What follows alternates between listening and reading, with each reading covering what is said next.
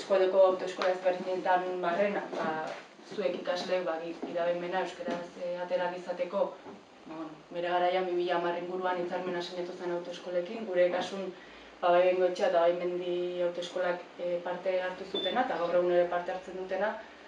Eta hor bertan euskarazko materialan bitartez eta ematen zaizue ikaslei aukera eremu horretan ere euskaraz ikasi ahal izateko, eta guretzat ere euskararen normalizazioaren mundu horretan urrats batzuk eman ahal izateko, eta barrez. Bakizue gaina aukera hori egoteaz gain, autu hori egin dezuenen artean zozketa bat egiten da, eta kasu honetan zuek izan ziatela saridunak, talde horretatik zorionak ematea mengo udalan aldetikan, baina ez bakarrik horregatik, baizik eta lehen esaneten bezala, zuek ere autu hori egiteagatik, eta eremu horretan mintzat zuen aletxoa jartzeagatik.